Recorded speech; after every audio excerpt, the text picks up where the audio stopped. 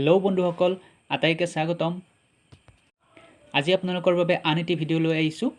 আজি কিহৰ বিষয়ে প্ৰশ্ন লৈ আহিছোঁ আপোনালোকে হয়তো থাম্বনেইল চাই বুজিব পাৰিছে। আজি আপোনালোকৰ বাবে অসমীয়া সাহিত্যৰ ওপৰত আহিবলগীয়া কেইটিমান সাম্ভাব্য প্ৰশ্ন লৈ আহিছোঁ। এছামিছ লিটাৰেচাৰ পাৰ্টটো অতিকৈ গুৰুত্বপূৰ্ণ হয়, কাৰণ প্ৰতিটো এক্সামত অসমীয়া বিষয়ৰ ওপৰত কুৱেশ্যন আহেই। সেয়ে আহকচোন পলম নকৰি আজিৰ প্ৰশ্নকেইটা চাওঁ।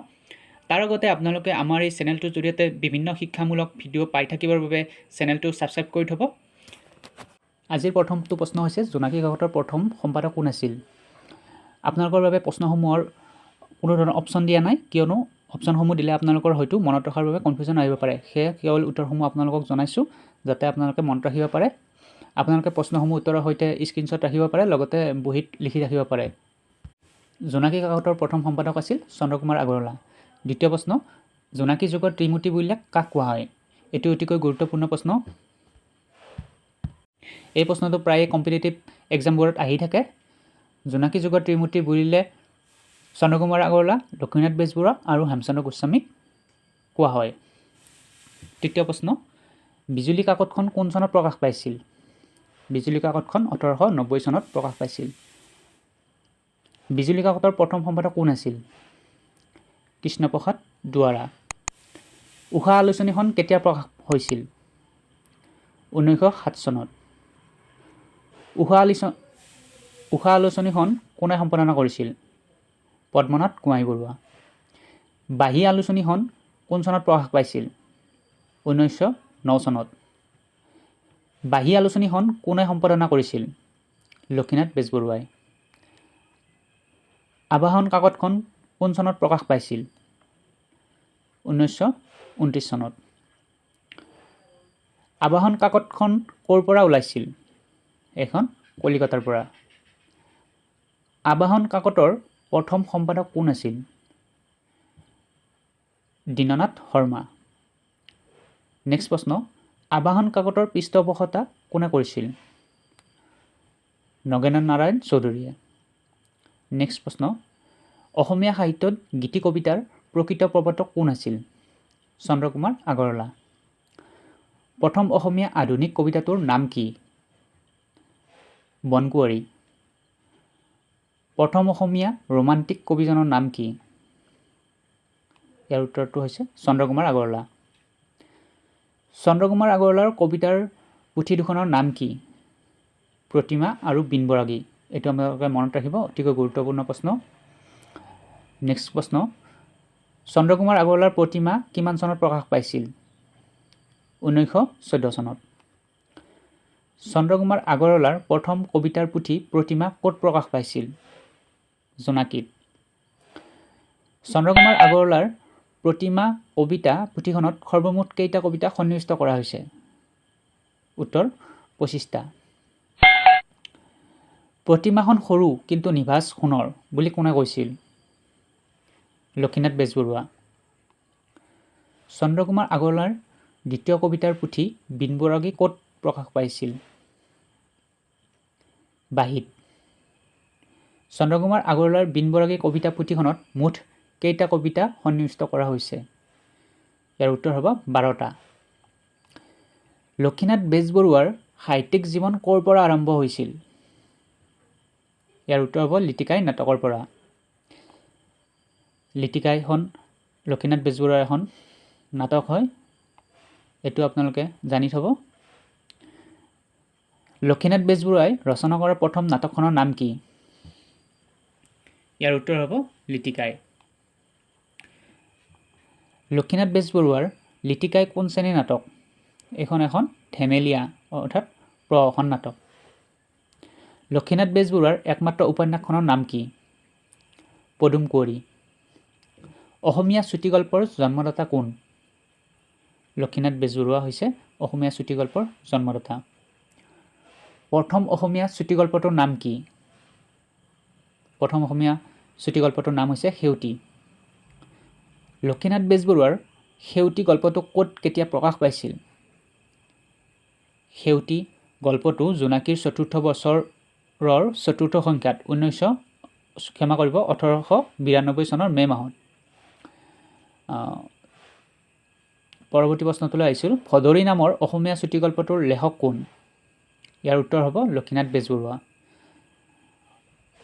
নেক্সট প্ৰশ্ন অসমীয়া চুটিগল্পই জন্ম লাভ কৰা আলোচনীখনৰ নাম কি জোনাকী নেক্সট প্ৰশ্ন ফ্ৰয়ডীয় যৌন মনস্তত্বৰ ব্যাখ্যা দাঙি ধৰা লক্ষীনাথ বেজবৰুৱাৰ গল্পটোৰ নাম কি ইয়াৰ উত্তৰ হ'ব পাটমুগী নেক্সট কুৱেশ্যন লক্ষীনাথ বেজবৰুৱাৰ প্ৰথম গল্পটো কোনখন আলোচনীত প্ৰকাশ পাইছিল ইয়াৰ উত্তৰ হ'ব জোনাকী কাকত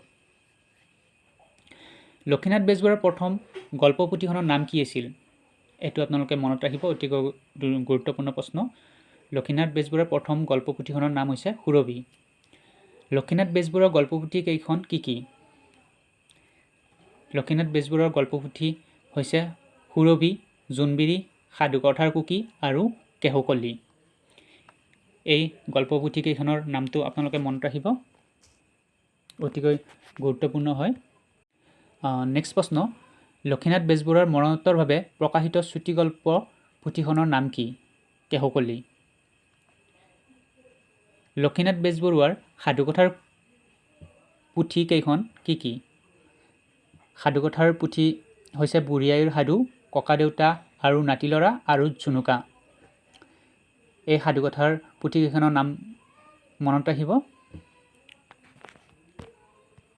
বন্ধুসকল আৰু আছে কেইটামান প্ৰশ্ন আপোনালোকে ভিডিঅ'টো স্কিপ নকৰি শেষলৈ চাব এইখিনিতে আপোনালোকক জনাই থব বিচাৰিছোঁ যে আমাৰ এই চেনেলটোৰ জৰিয়তে আগন্তুক অসম চৰকাৰৰ দ্বাৰা অনুষ্ঠিত কৰিবলগীয়া বিভিন্ন কম্পিটিটিভ এক্সামৰ বাবে আপোনালোকক সাজু কৰি তোলাৰ প্ৰয়াস কৰিছোঁ আমাৰ এই চেনেলটোৰ জৰিয়তে বিভিন্ন বিষয়ৰ বিভিন্ন প্ৰশ্ন আপোনালোকে পাই থাকিব সেয়েহে আপোনালোকে আমাৰ এই চেনেলটো ছাবস্ক্ৰাইব কৰি থব পাৰে এতিয়া আকৌ আমি প্ৰশ্নকেইটালৈ ঘূৰি যাওঁ আহকচোন নেক্সট প্ৰশ্নটোলৈ আহিছোঁ লক্ষীনাথ বেজবৰুৱাৰ ধেমেলীয়া নাটক কেইখন কি লক্ষীনাথ বেজবৰুৱাৰ 4খন ধেমেলীয়া নাটক আছে আৰু সেইকেইখন হৈছে লিটিকাই নুমল পাচনি আৰু চিকৰপতি নিকৰপতি এই নাটক কেইখনৰ বিষয়ে আপোনালোকে মনত ৰাখিব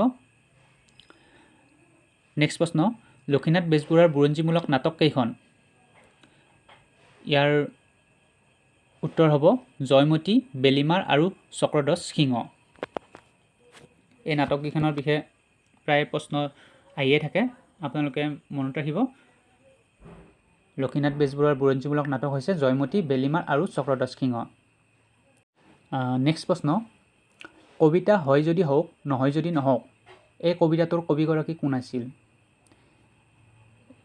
উত্তৰ হ'ব লক্ষীনাথ বেজবৰুৱা নেক্সট কুৱেশ্যন লক্ষীনাথ বেজবৰুৱাৰ কবিতা পুথিখনৰ নাম কি কদমকলি এইটো আপোনালোকে মনত ৰাখিব অতিকৈ গুৰুত্বপূৰ্ণ প্ৰশ্ন হয়